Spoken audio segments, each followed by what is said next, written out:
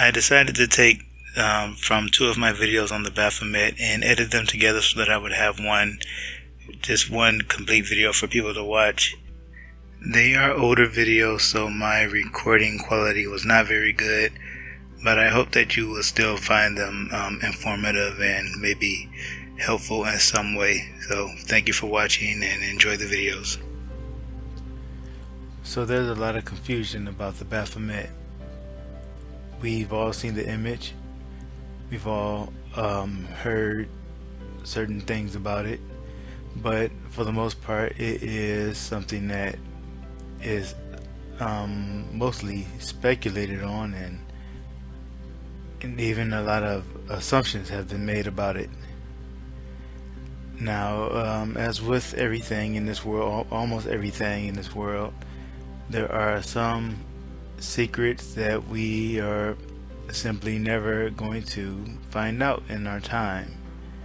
But I do believe that almost everything in the world is hidden or contained within the Bible for the discovery of those who are in the Father's house, those who have salvation by His only begotten Son, Yeshua HaMashiach, who is also called Jesus Christ. These things are in the book for us, and for those who would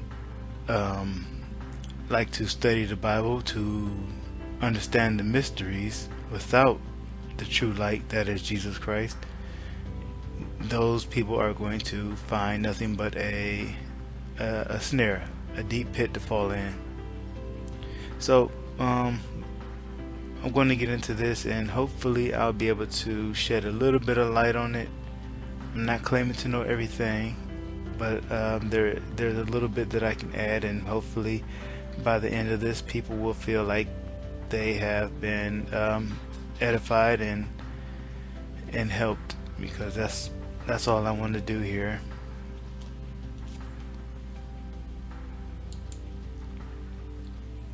So I have my opinions about the Baphomet, and the things that I want to speak on in this video are: number one, the Baphomet's the image of the Baphomet's biblical inspiration; number two, how the Baphomet reflects the deception that Gnostics are under and how Jezebel uses it for her gain; number three, the weaponization of gender confusion and Satan's war against God's people. So we have I decided to throw in the Kabbalah tree of life in here. Kabbalah, not to be confused with the mother goddess Kibali, or maybe they should be confused for each other, because maybe they might be tied in a way that I don't know. So we have the Kabbalah tree of life here in this picture next to the Baphomet figure. And what I wanted to demonstrate was that there is a link in the way these things are designed.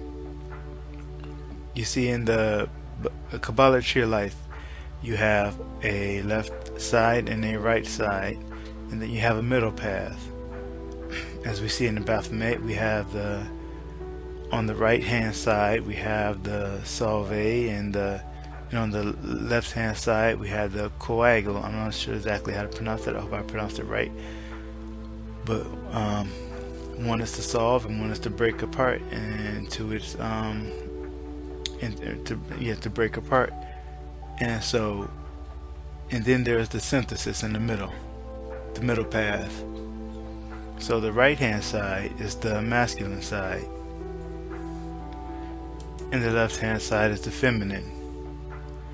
Now naturally, if you have a feminine side and a masculine side, and you introduce a middle path, then of course that middle path is going to become the hermaphrodite, having both feminine and masculine traits. So many people see the image of the Baphomet and they see the well, they look at it and they see Satan, right? Okay, but there's actually a reason for it to be a hermaphroditic figure, and it's not because Satan is actually hermaphrodite. And just to make a quick note and edit here, I honestly don't believe that the Most High created hermaphrodites. I don't know how they came about. I believe this may be something by the fallen, some sort of genetic manipulation, but it's definitely not the way a person was intended to be born, and it's definitely not the form that the Most High created angels or even spiritual bodies to be in. There is a definite male or female, and that's it. So moving on, although the color blue is typically viewed as a masculine color, blue is symbolically a feminine color. It represents water in the passive or receptive principle. Red is the color of sin in the Bible, but it's also a masculine color because it represents the fiery and active principle in nature. Now the color purple is the synthesis of the two principles. So red is masculine, often associated with fire, and blue is passive. Now I know when we typically look at the color blue, we assign it to boys, but it's sort of feminine because it's the cooler color, and the receptive color is not the fiery and the hot color. It's the milder and more passive color. Anyway, I wanted to go back to the colors of the red and blue again also. The red being masculine and the blue being feminine, and it came to my my attention also that the political colors are also red and blue, and I hadn't really paid attention to that before, but I don't know I don't know if they mean to say that the Republican Party is more masculine than the Democratic Party is, or if it's just a matter of they simply decided to use those colors because they're opposites. I don't know. But so in Deuteronomy chapter 4 verse 15 through 19, we are given a clue of what the Baphomet embodies, and it is the amalgamation of everything that the Most High Elohim has warned us against worshiping on the earth and in the heaven above. So beginning at verse 15, take ye therefore good heed unto yourselves, for ye saw no manner of similitude on the day that the Lord spake unto you in Horeb out of the midst of the fire, lest ye corrupt yourselves and make you a graven image, the similitude of any figure, the likeness of male or female, the likeness of any beast that is on the earth, the likeness of any winged fowl that flieth in the air, the likeness of anything that creepeth on the ground, and the likeness of any fish that is in the waters, beneath the earth. And lest thou lift up thine eyes unto heaven, and when thou seest the sun, and the moon, and the stars, even all of the host of heaven, shouldest be driven to worship them and serve them. Now, as you can see, the likeness of male and female are found in the breast and the phallic little object there. We have the likeness of the beast, and that is the goat, and the scapegoat is in the Bible, well, it's translated as scapegoat, but in Hebrew it was Azazel. The likeness of any winged fowl that flieth in the air.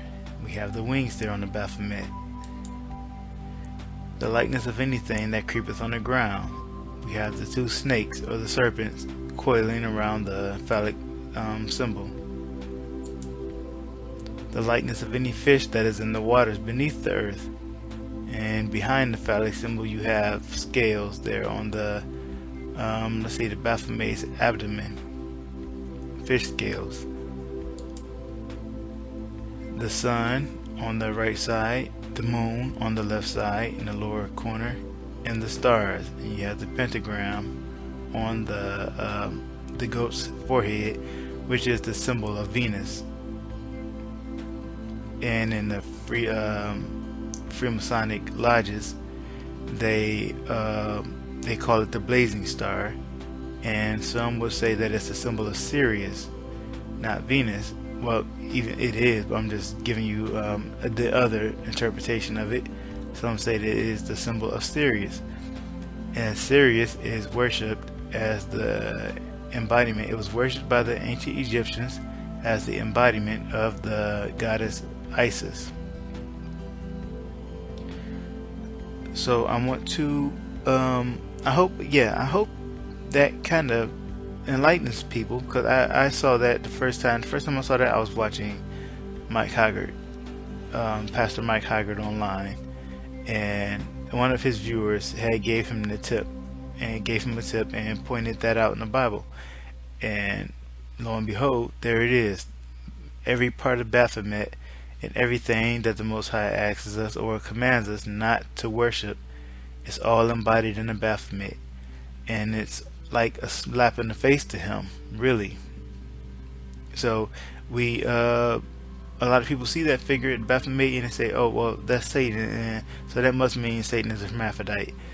But actually that is just, the Baphomet is an expression, an alchemical expression.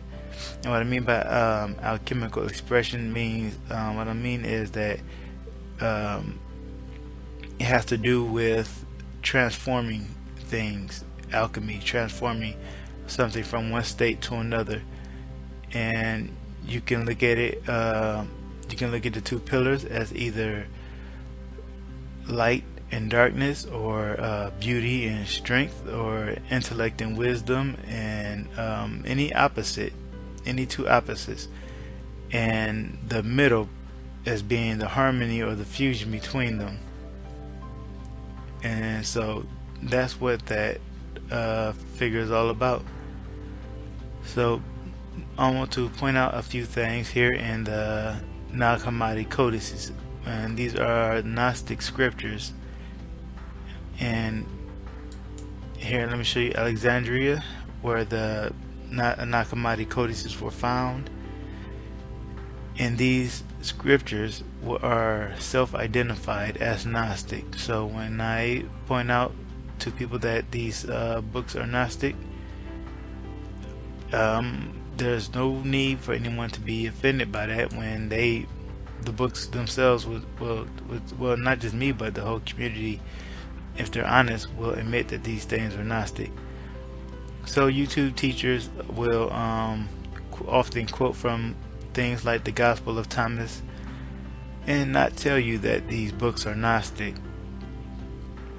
So you really have to try to find out, if you're following somebody on YouTube, find their sources, ask them for their sources, ask them where they get their information from, how they come up with their opinions, and they should be honest with you and open with you, telling you exactly where they found their information. So at the Gnostic Society Library or the gnosis.org, there you have the Gospel of Thomas, and I want to also demonstrate how the Gnostics have a belief in this, almost like a literal belief in this synthesis between the male and the female and the opposites. And so let's just read here. Jesus said to them, when you make the two into one, and when you make the inner like the outer, and the outer like the inner, and the upper like the lower, and when you make the male and female into a single one, so that the male will not be male, nor the female be female, when you make the eyes in place of an eye, and the hand in place of a hand, a foot in place of a foot, an image in place of an image, then you will enter the kingdom. Now, it may sound the same, but it's a perversion of what God has intended. And so that's how a lot of these Gnostic Gospels work. They are obviously ripoffs of the truth, but with that leaven in there. So in Matthew chapter 19 verse 4 through 6, we can read here, and Jesus answered and said unto them, have ye not read that he which made them at the beginning made them male and female? And said, for this cause shall a man leave father and mother, and shall cleave to his wife, and they two shall be one flesh. Wherefore they are no more two, but one flesh. What therefore God hath joined together, let not man put asunder. Matthew 19, verse 4 through 6. So this is the oneness that the Most High Elohim has established.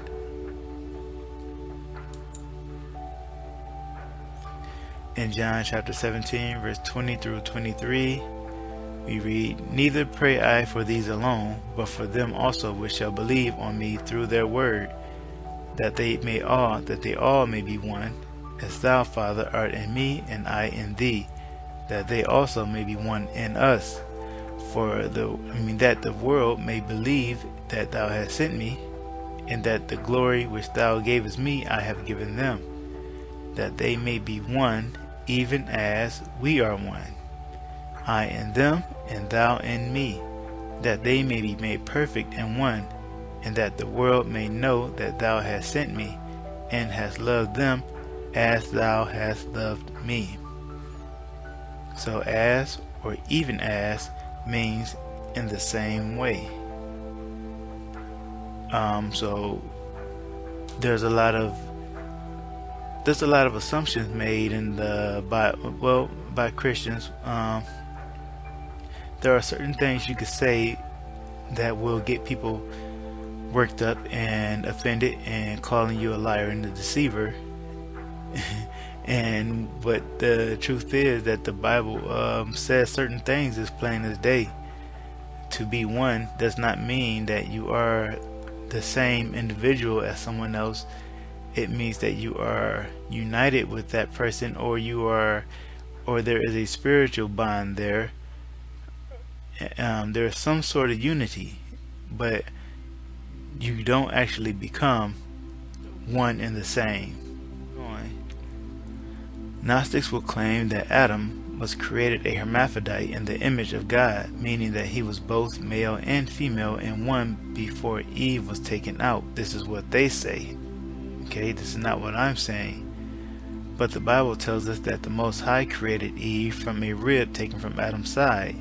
So in their logic, it's the Most High's will that these two should literally be joined into one temple again. It's the synthesis of the masculine and feminine principles existent in nature. And think about how that reflects on the image of God. So you're saying that God was a hermaphrodite. So that by extension that leads to Jesus Christ being a hermaphrodite. And also, as I pointed out in one of my videos, I believe the video is called Androgyny versus Jesus in the Bible, it's very important that it's part 2, very important that we understand that Jesus Christ is symbolized by the sun. He is not the sun, but he is symbolized by the sun. He is not symbolized by Venus. Now see, the sun is also a morning star. People don't understand that the sun rises in the morning. It is a morning star. But people think morning star, they identify with Venus. Okay, Venus is feminine. Venus always going back as far as you can go back. Ishtar, Astaroth, name the goddess, it's associated with Venus. And so when Jesus comes out and says, and also Lucifer is an epithet of Venus. That is another name for Venus, Lucifer. So when people say, well, look, Jesus Christ said he was the morning star, he's saying he is Lucifer. And not just that, but since Venus is feminine, he is both male and female, or he can be either one. And so this is going into the Baphomet agenda. And right now what I've been trying hard to do is to get I don't want to come across the wrong way. I'm no better than anybody else out here, but I have to use this word. Ignorant. People are ignorant. Especially Christians are ignorant. They are making assumptions. They are saying things that are not true. And they don't understand the weight of what they're saying. So if you say that Jesus Christ is the morning star and he's associated with Venus, you don't understand really what you're saying. You're going right into the agenda of the mysteries and the Gnostics. You're playing right into their hands. Jesus Christ is symbolized by the sun. He is the Son of Righteousness. I don't want to go over that right now because I've already covered that in the video. Please, if you want to know more about that, just ask me for a link if you want to, or just look for it on my channel. So he is symbolized by the sun, the Son of Righteousness, not Venus.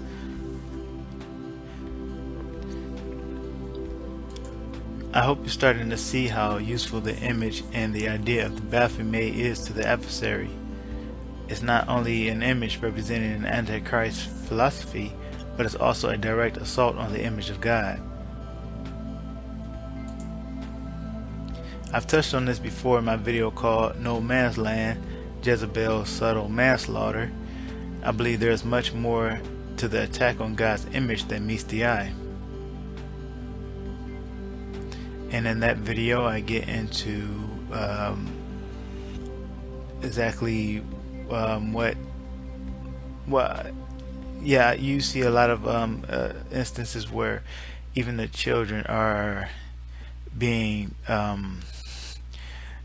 sadly they're being sucked into this idea that, well, if you don't feel like a boy, you don't have to be a boy, or if you don't feel like a girl, you don't have to be a girl.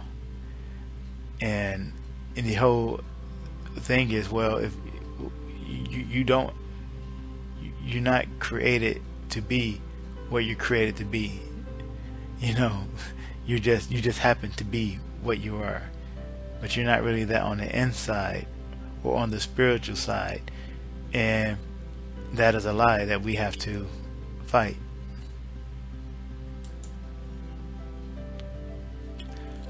Jezebel's teaching of gender confusion exalts itself against the knowledge of God and puts asunder what he has established.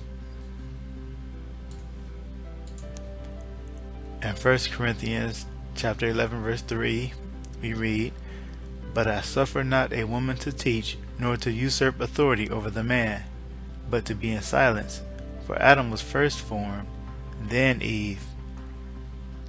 I'm sorry, that was 2 Timothy chapter 2 verse 13.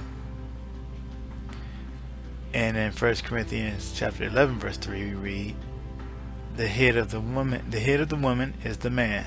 So here we see that Paul is telling us not to be misogynist, as some people have accused him of being, but to stand up for the truth. In that, and a lot of people don't know that in these regions and in those days, there were cults, mystery cults, and just other religions in those areas. And in those areas where women were typically held to have a more of a spiritual link or connection, they were often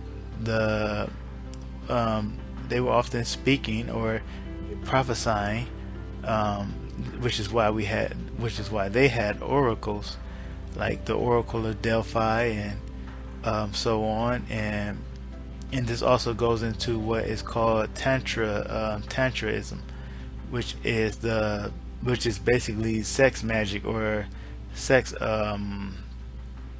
Well, you know, it's the same. Okay, you have the temple prostitutes or the sacred whores, because the prostitute may not be the right word for it, but you had women who were seen as having more spiritual connection and more spiritual link, and by engaging in sex with these women, they were getting closer to God.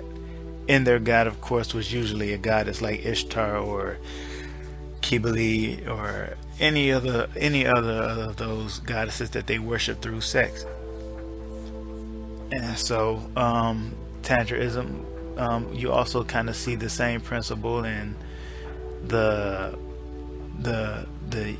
yoni and the, I forgot the name of it right now, but the when you have the phallic symbol and then you have the symbol of the womb, these opposites fusing, and then you have the generative spark, or the spark of life, and the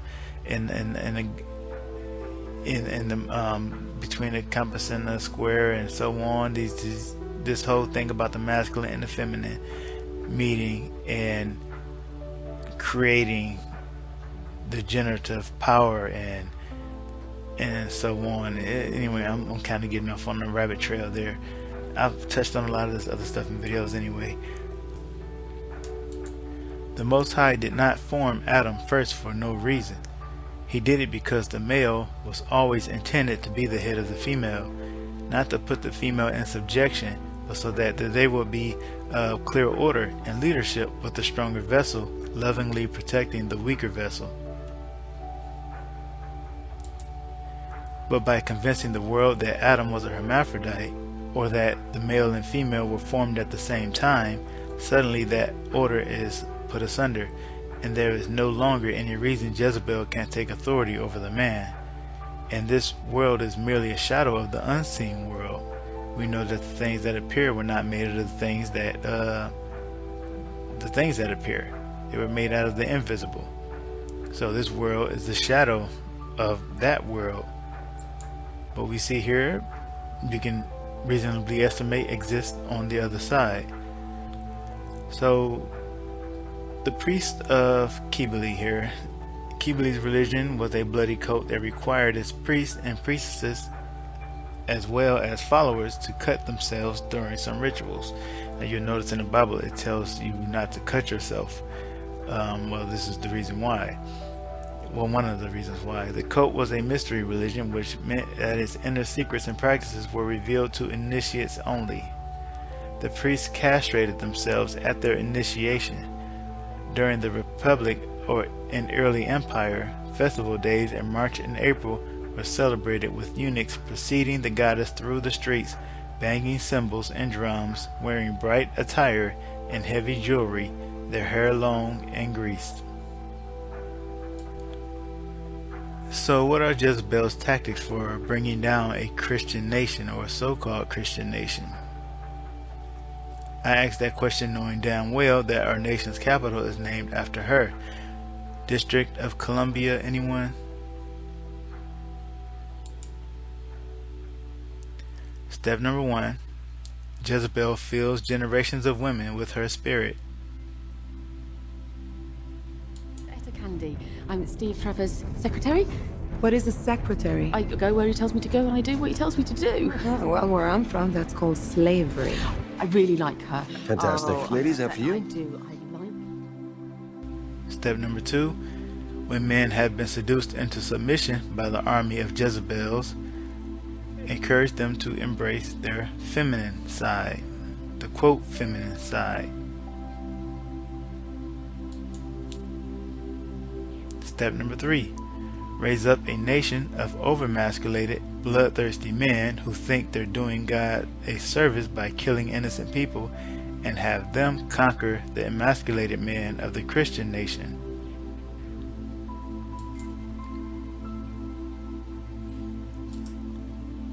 Step number 4. Start the process all over again with a nation of Jezebels and homosexuals. The whole world becomes Sodom and Gomorrah. She's just a girl and she's on fire, hotter than a fantasy, lonely like a highway. She's living in a world and it's on fire, filled with catastrophe, but she knows she can fly away. Oh, she got both feet on the ground and she's burning it down. Oh,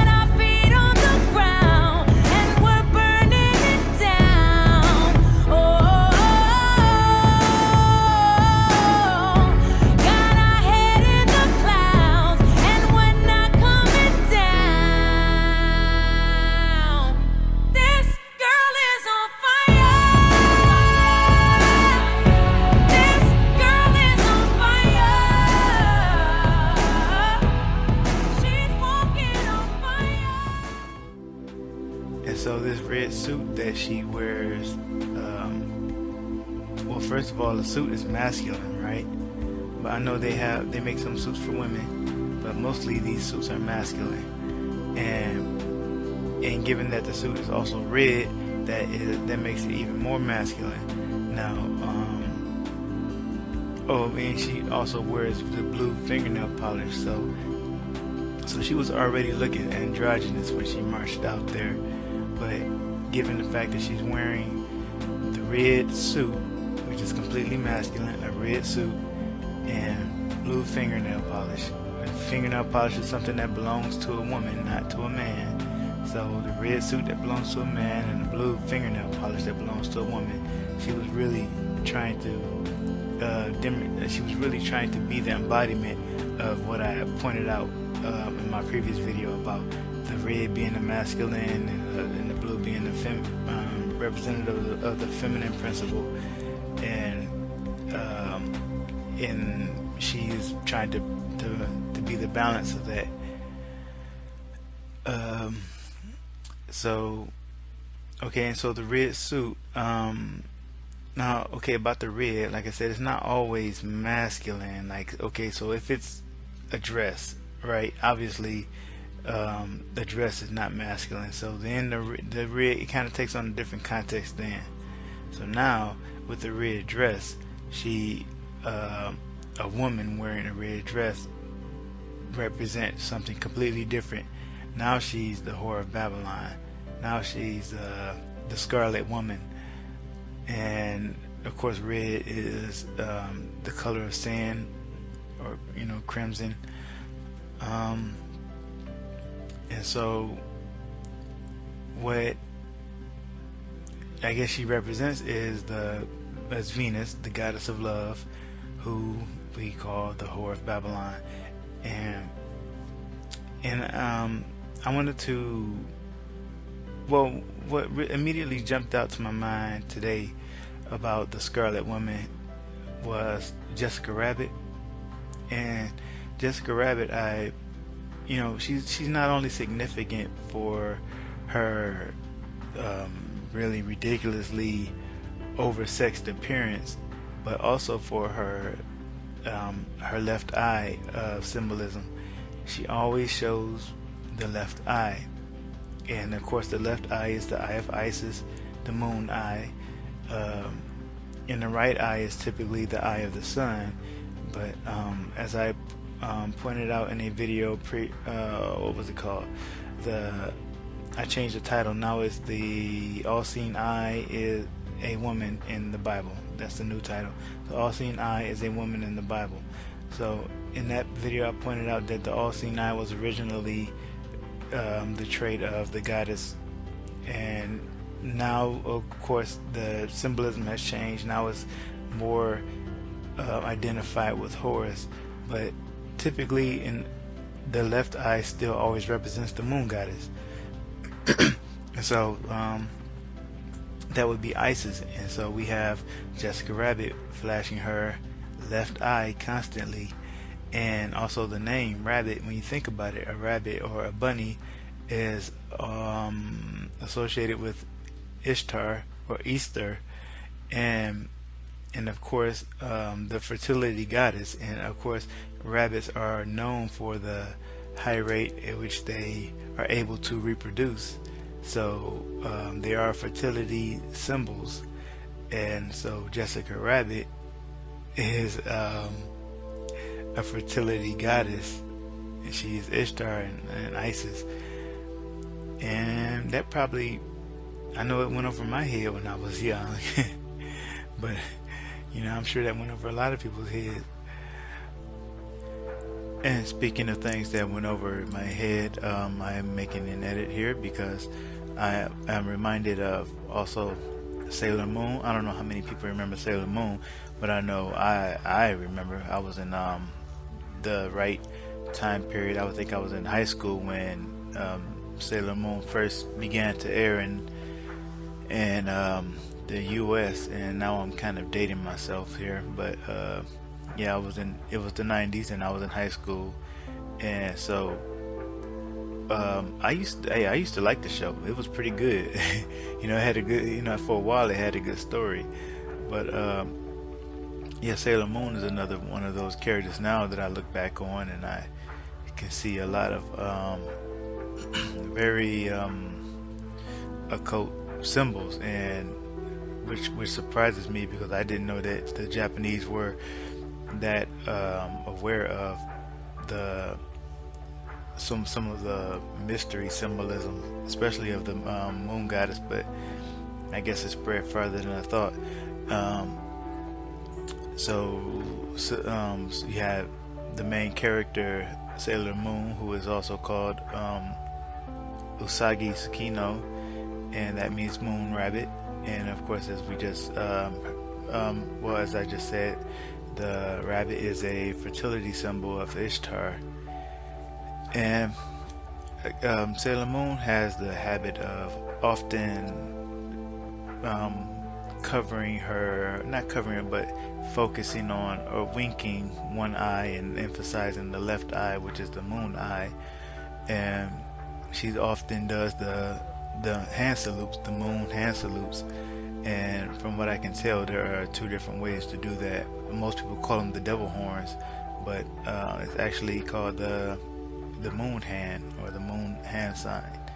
And of course they do the V for victory sign a lot too, but that's kind of everywhere in Japanese culture now, so I can't really tell if Sailor Moon does the V sign, the hand sign, out of just the Japanese culture having picked that up, or if it's or she actually knows that she's holding up the sign for Venus or victory, who is the goddess Victoria.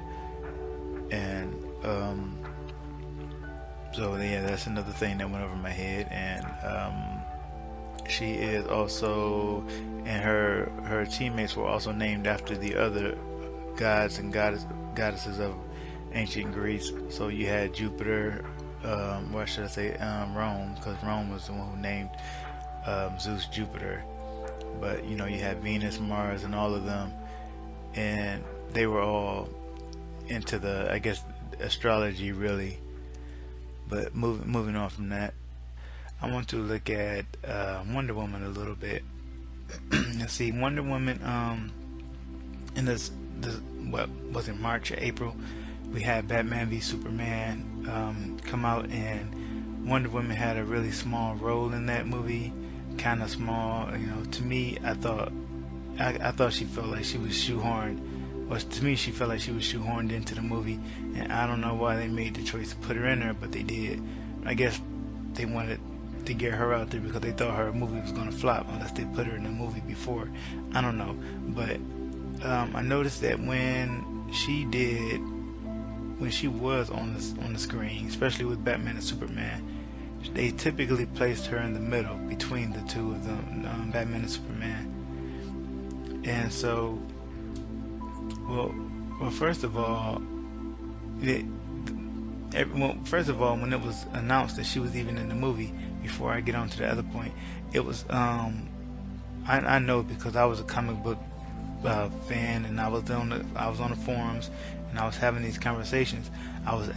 We were asking, well, if Wonder Woman was going to be in this movie, why didn't they put her name in the title? I mean, because she's a big deal with DC Comics, and that's the comic book company who Batman and Superman belong to. She's part of their so-called trinity of Batman, Superman, and Wonder Woman. And so we're all like, you know, kind of, why isn't her name in the title if she's going to be in this movie? But now that I think about it, well, and not only that, but when you see the cover for the DVD be announced, right? The question came up even more. Okay, look, Wonder Woman once again is standing front and center, and her name is not in the title. Why is she not even in the title of the movie? And yet, whenever she's with Batman and Superman, they keep her in the middle and sort of front and center. And then so yesterday, as I thought about it, it came to me really that maybe her name, or not her name, but maybe her symbol was in the title of the movie. And the movie was called Batman v Superman, and there maybe the symbol is there in the letter V, and because it was always an odd choice to begin with. If you're going to have a movie about Batman versus Superman, why wouldn't you call it Batman versus Superman, Batman vs Superman?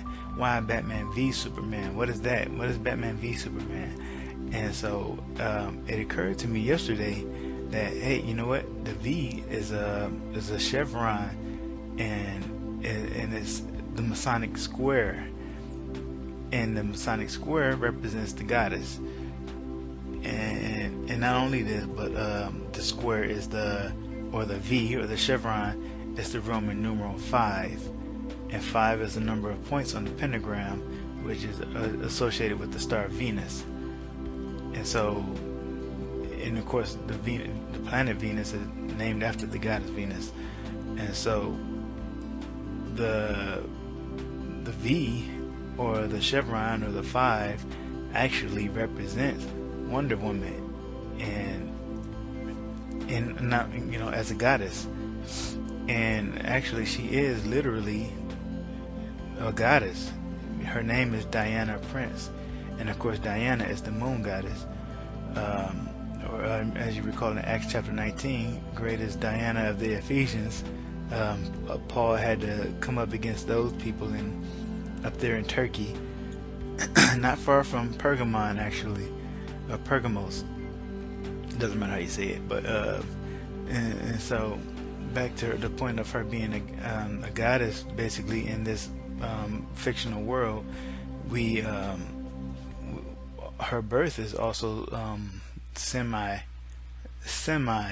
virgin, because she was formed out of clay by her mother, and in some origins there was actually it was just a prayer that brought her to life, and in some versions it was actually a lightning bolt from Zeus that brought her to life.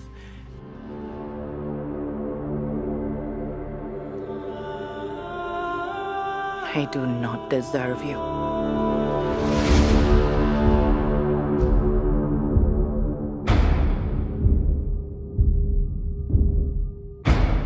Have you never met a man before? I mean, what about your father? I had no father. I was brought to life by Zeus. Well, that's neat. And in that symbolism there, with the lightning bolt from heaven, we have almost the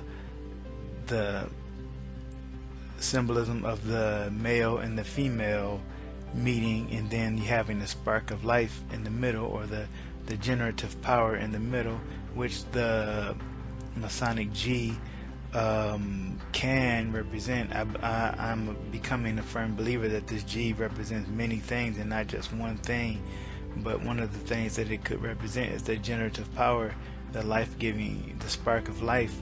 And so when you have the lightning from the heaven meeting the earth beneath, that is the male, or the masculine, meeting the feminine, and it's also symbolized in the triangle, the upward pointed triangle, which is masculine, and the downward pointed triangle, which points to the earth and the matter and material world, the material world. So those two things combined is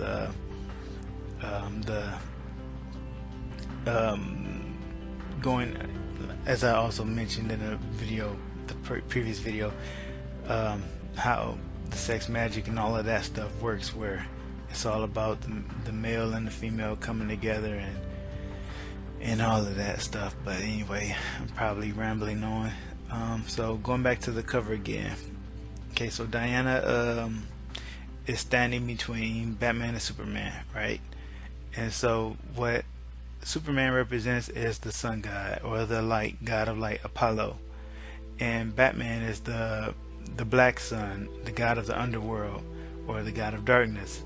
And so Diana being in between the god of light and the god of darkness makes her the balance, or the middle ground, or the middle pillar. Okay, she is the, you know, if Superman is good and Batman is evil, then Diana is good and evil. You know, see how that works. So and so in that kind of in the Superman is life, Batman is death, then Diana is life and death, and that goes into the symbolism of the Black Madonna, or the Dark Mother. So back to Batman and Batman v Superman. Okay, so with Wonder Woman, not only is she Diana, but she is, if you would notice that on her little, I guess you would call it the tiara or the crown or her head or whatever, she has the 8-pointed star, and you see the 8-pointed star in her in her movie trailer also once. It's on the floor. I've seen somebody call it the cube before. It's actually not a cube, it's an 8-pointed star. And so as Ishtar, of course she is the mother of Tammuz, and also the lover of Tammuz. And of course Tammuz dies and he goes into the underworld, and this is the kind of go, I'm going right back into the symbolism of the Black Mother again, but so the sun god, when he dies, he becomes the black sun when he's in the underworld, and during this time the goddess and the black sun are they rule, right? Because and so Batman is the black sun here, he's the dark side. And so what we have is the symbolism of the Black Madonna and her son. And in this case, since Superman is in the ground, in the underworld, Batman is taking the place of the sun, right, the black sun. And while previously, before Superman died, Batman was more of the Typhon figure who killed the sun god Osiris. But now that the sun god is in the heart of the earth, or the what do you call it, the belly of the whale, or the belly of the Leviathan, Rahab the Leviathan, or returning from the heart of the earth, the God heart tunnel, or the Goddard tunnel, or the Gaia's heart, or the God heart abyss. So much confusion surrounds the legend of the Knights Templar. As with everything, there is an official story, there's a true story, and there's an untold story. The official story is what they want everyone to believe. The quote, true story is the version put out there to make those in search of the truth think that they found the truth and stop there. The true story is purposefully controversial or sinister sometimes to make it that much harder to resist. The untold story is the one that's actually based on reality, but the problem is that it seems so far removed from both the official story and the true story that it ends up going nowhere. That's why it's the untold story. It's like a piece to the puzzle that no one has a clue what to do with, because they don't even realize that it's a piece to the puzzle to begin with. That's how the real truth can be hidden in plain sight. This will be my third video on the Baphomet, and this one involves the Knights Templar. Among the many criminal charges that King Philip IV brought against the Templars were heresy and idolatry. They were accused of worshipping something called the Baphomet. Today we hear that name and we think of the horned, goat-headed hermaphrodite. If asked who it is, most Christians would probably say the devil. And they're right, in a way. The problem is that they have in their minds the image of a devil that's completely false and misleading.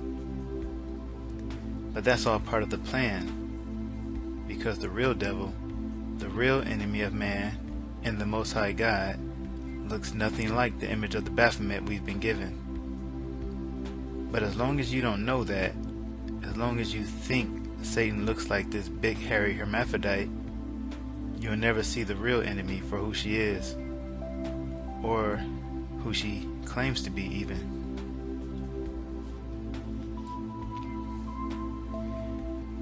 So Eliphaz Levi, which is not really his real name, but Eliphaz Levi is the person who drew this Baphomet image. From Wikipedia, Eliphaz Levi, born Alphonse Louis Constant, February 8, 1810, and died May 31st, 1875, was a French occult author and ceremonial magician. Eliphaz Levi, the name under which he published his book, was his attempt to translate or transliterate his given names, Alphonse Louis, into the Hebrew language. This is a note from me. Eliphaz did claim that his drawing was of the Baphomet of the Knights Templar, but in my opinion, since Eliphaz Levi was not born until 1810, which is almost 500 years after the Knights Templar were dissolved, his drawing of Baphomet is very unlikely to have anything to do with the real Baphomet, or Sophia, that the Templar were accused of worshipping.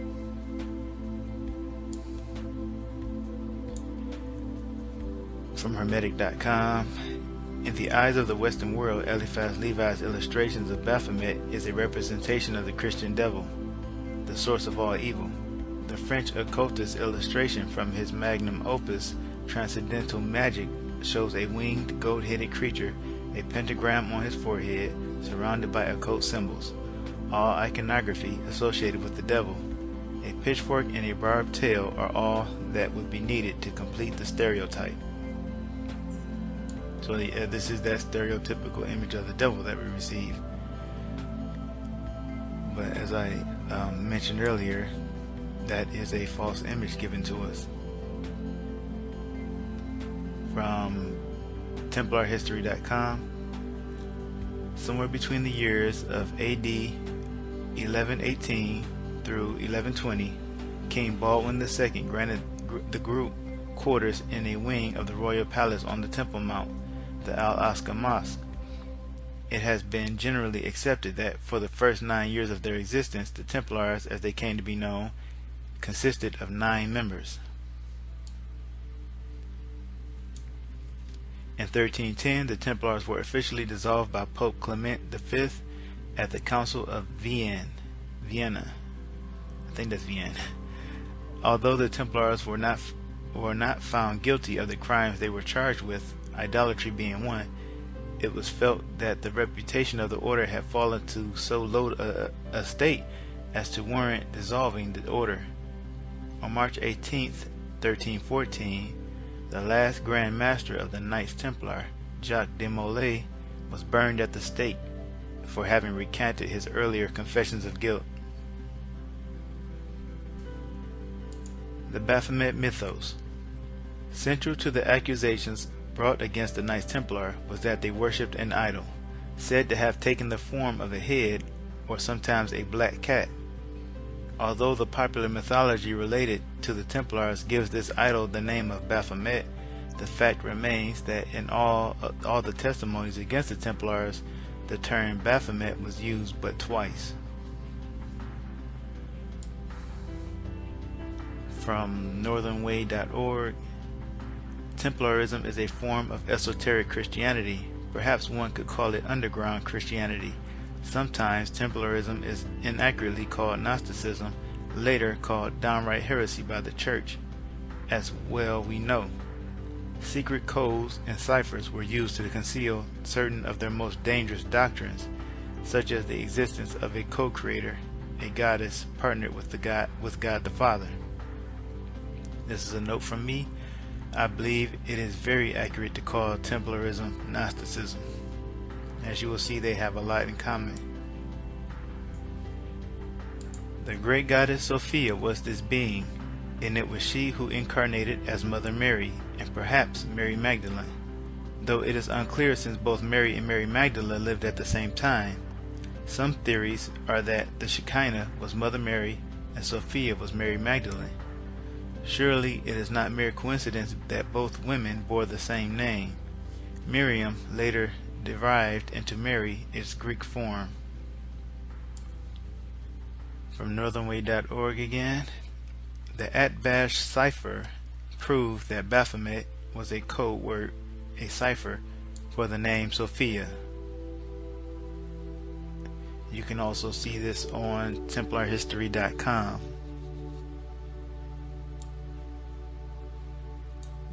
You will see that the Atbash cipher, if I'm pronouncing that correctly, says Baphomet one way, and reversed it results in Sophia.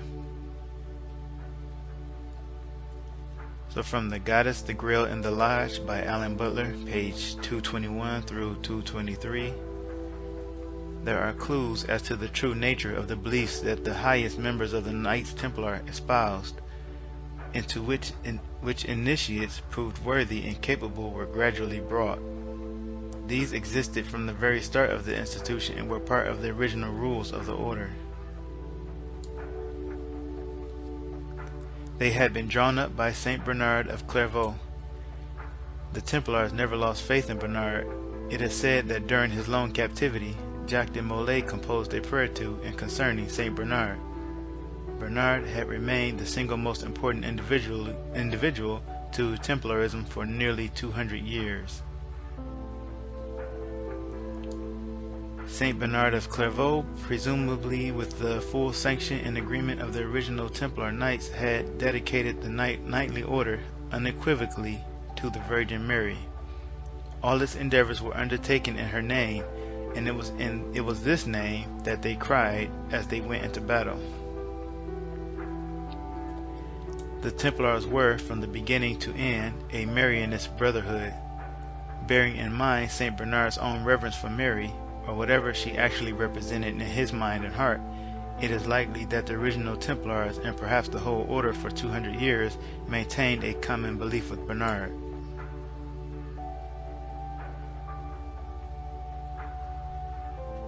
Source, America, Nation of the Goddess, The Venus Families and the Founding of the United States by Alan Butler and Janet Walter, page 96. Bernard's adoration of the Virgin Mary knew no bounds, and it all started with a most unusual encounter when he was a young priest. According to his own words, Bernard had been praying before a statue of the Virgin when she lifted her hand to her breast. Drops of milk then fell from her breast into Bernard's open mouth. And there are images of this event that you can find if you search for Saint Bernard of Clairvaux. If you search for his name, they will pop up. You don't have to search milk squirting or anything. From that moment on, he committed himself exclusively to the Virgin Mary, and it was something he passed on. Although historians often point to the veneration the Knights Templar had for John the Baptist, in reality, their patron was always the Virgin Mary. Almost all Cistercian abbeys were named for her, as were many, if not most, Templar churches.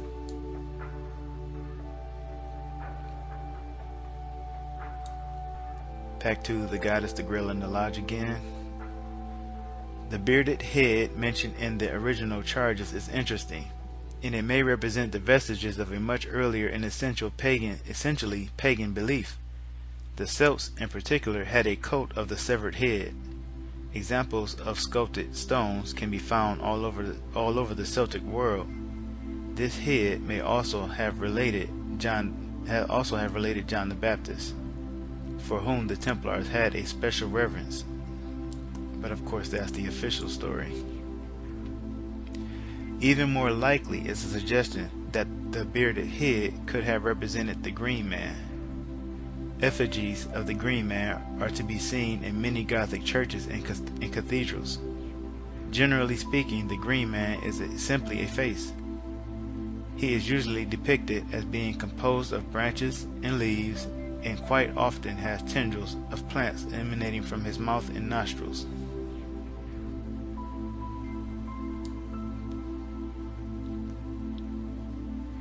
Few historians now doubt that the green man is a hangover from the days of nature worship, and in particular, worship of the goddess. Here's a note from me. The green man is also named Cernunnos. This is Apollyon in your Bible. Of special interest is the name that Philip's representative said the Templars attributed to this head, namely Baphomet. The word Baphomet has a very special meaning. As early as 500 BC, Hebrew writers and scholars had begun to use a code which has come to be known as the Atbash cipher. A full realization of the importance of the Atbash cipher only came to light with the discovery of the Dead Sea Scrolls. The Essene in particular used this method of hiding specific truths. The Atbash cipher is a fairly simple substitution cipher. It was the highly respected New Testament scholar Dr. Hugh Schonfield who realized exactly what Baphomet meant when the Atbash cipher was applied to it. In all probability, the name Baphomet had nothing to do with the mysterious bearded head of the Templars, and the confusion may have been due to the ineptitude on the part of Philip IV's interrogators. A reminder, the Templars were accused of idolatry, and King Philip IV had interrogators to get them to confess of their crimes, their alleged crimes. However, the word was still of tremendous importance to the Templars because once it has gone through the mill of the Atbash cipher, Baphomet comes out as Sophia. The Templars were dedicated to the Virgin Mary, for whom they showed what amounted to an obsession. Saint Bernard of Clairvaux had deliberately manipulated the Catholic Church of his day to virtually deify Mary. The Templar order was accused of worshipping Baphomet, which we know is a code word and which really means Sophia. Sophia in turn is often represented as a dove. The dove has represented the goddess for thousands of years. It seems more and more likely that the true religious imperatives of the Templars meant that, in 14th century Christian terms, they were guilty as charged. That is all I have. Thank you for watching. Just so that there is absolutely no confusion, I will reiterate one more time that the Baphomet name has nothing to do with the goat-headed image that Eliphaz Levi created, and it has nothing to do with the head of the John the Baptist, that according to the official story is John the Baptist, but we know the truth behind that is that it is the green man, Apollyon.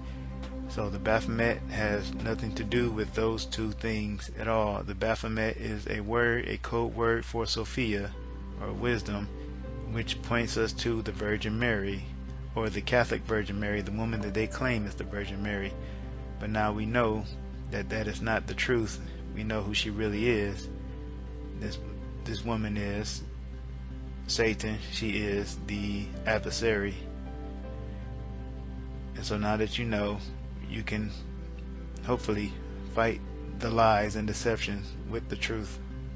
So thank you for watching. I hope you're all edified. Jesus bless you, and please comment below if you got anything out of the video. Thank you.